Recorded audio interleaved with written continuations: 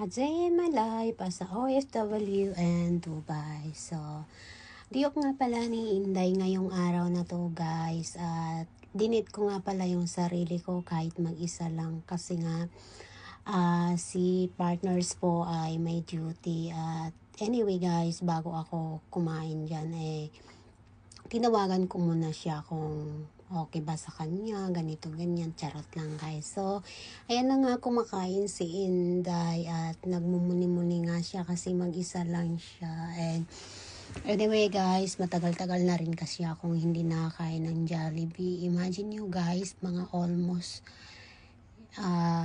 siguro mga 9 months or 10 months. So, ganun po siya katagal guys na hindi na po ako kumakain ng mga pagkain sa labas or whatsoever na mga junk food, ganun. So, as in talaga guys, pagdating ko ng trabaho, nagluluto ako kahit late man yan or kulang yung oras ko, kahit nung during Ramadan talaga ay nagluluto ako.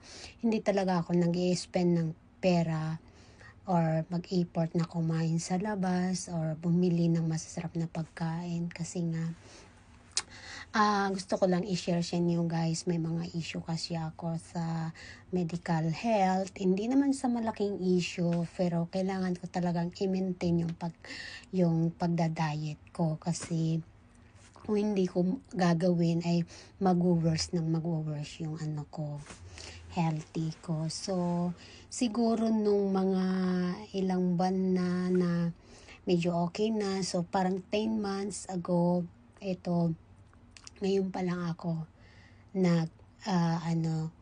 kumain ng Jollibee. Imagine guys, sa tingin nyo guys, bilang isang OFW na matitiis nyo ba yun?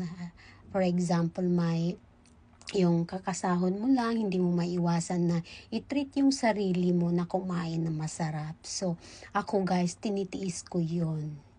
So, 10 months, imagine. So, kahit at least natiis ko yung bagay na yun. So, ngayon, medyo okay na. So, nag-i-start na naman akong yung paunti-unti parang tikim. And then, another day, iba na naman. Hindi siya pwedeng yung pagkain mo talaga ay yung sunod-sunod. Kailangan maintains, balance, may vegetable, isang araw vegetable, ganyan, ganon.